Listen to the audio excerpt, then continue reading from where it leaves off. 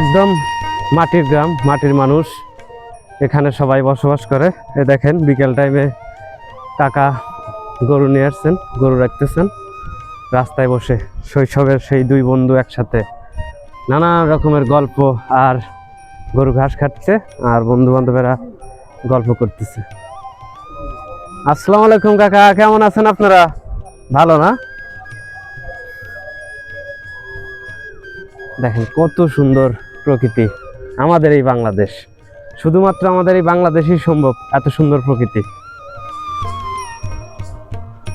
কাকা কি রাখতেছেন? ভেড়া? ও, আপনাদের এই গ্রামের নাম কি কাকা? এই গ্রাম চকসবিলা। আর এটা? ও আচ্ছা, ঠিক আছে, রাখেন। ভেড়া রাখতেছে কাকা। আসসালামু আলাইকুম। আজকে এমন একটি জায়গায় যাচ্ছি, আর এমন একটি গ্রাম, আর এমন একটি ভাইরাল জায়গা, সে জায়গাতে আপনাদেরকে নিয়ে যাব আর আপনাদেরকে দেখাবো। লোকেশন দিয়েছিল আরিফুল আর শাহাদত, ওনাদের লোকেশনেই যাচ্ছি। আর ওখানে গেলে অনেক ভালো লাগবে। আর গ্রামের মাঝখান দিয়ে ওখানে যেতে হয়, আমি আপনাদেরকে ওখানে নিয়ে যাচ্ছি। চলুন তাহলে।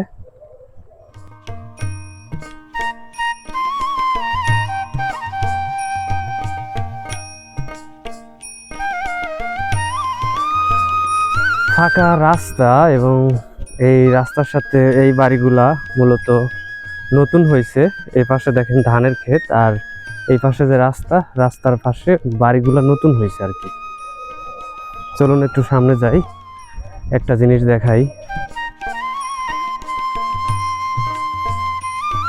একটা জিনিস খেয়াল করেন, জানি না আপনাদের এই সুন্দর শৈশবের কথা মনে আছে কিনা।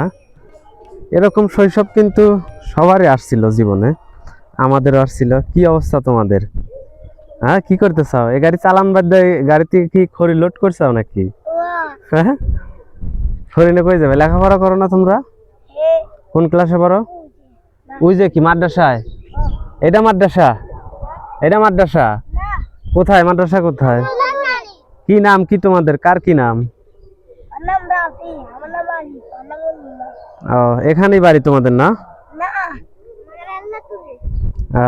আচ্ছা, ভালো থাকো তোমরা। সুন্দর শৈশব। গাড়িতে ওঠো একজন, ওঠো ওঠো ওঠো। আর একজন ধাক্কা দাও, ধাক্কা দাও। হ্যাঁ, ধাক্কা দাও। ও,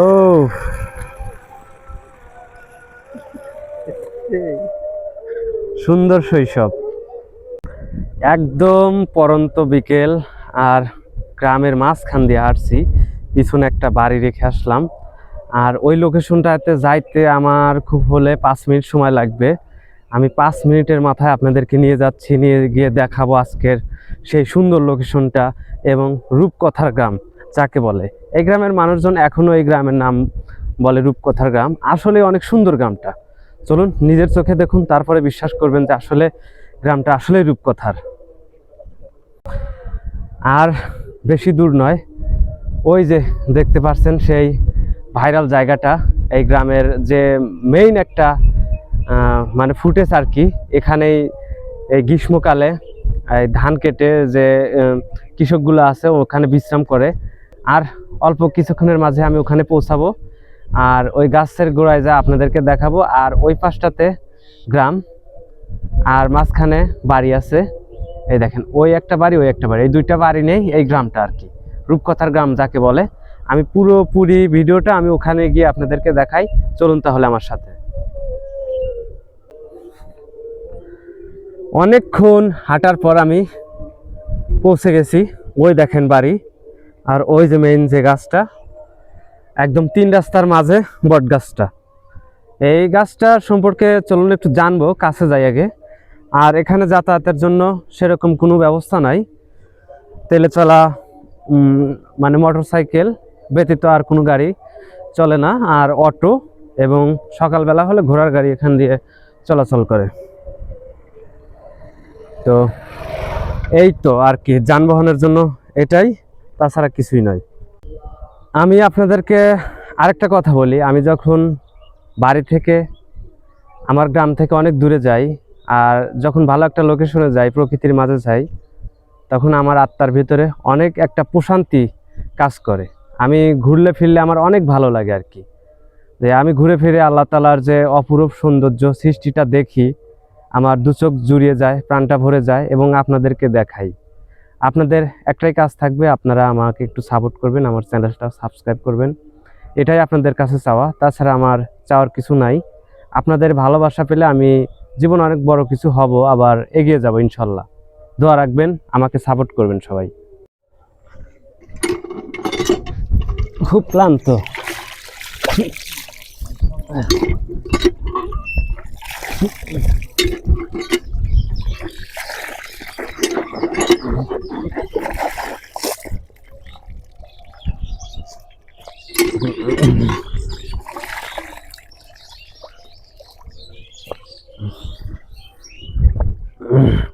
আলহামদুলিল্লাহ, খুবই ক্লান্ত।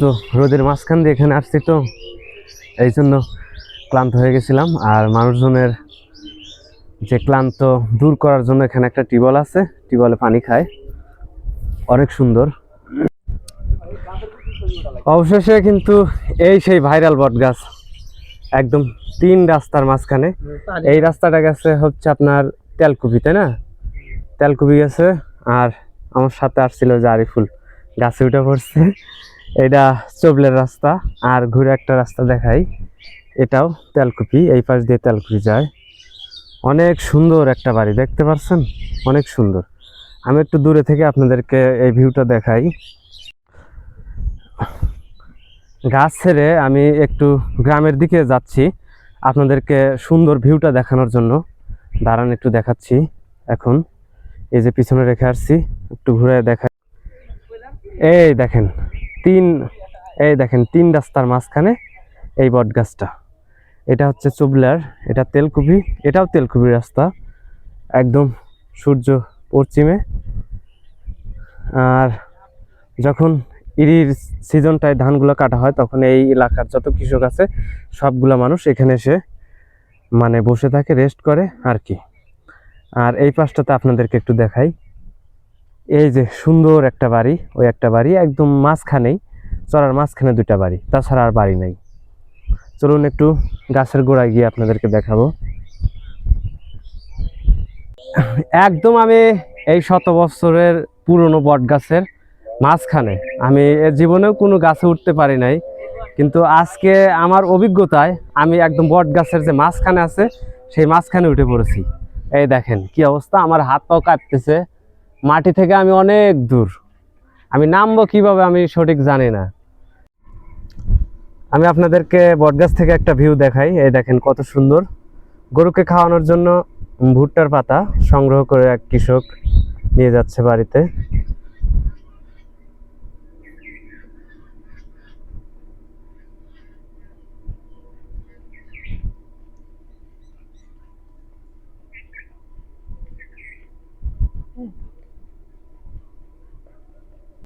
আচ্ছা, এই নতুন জায়গায় ঘুরতে এসে আরিফুল আর সাদত ভাই, আপনাদের কেমন অনুভূতি আর কেমন লাগলো একটু যদি আপনারা বলেন।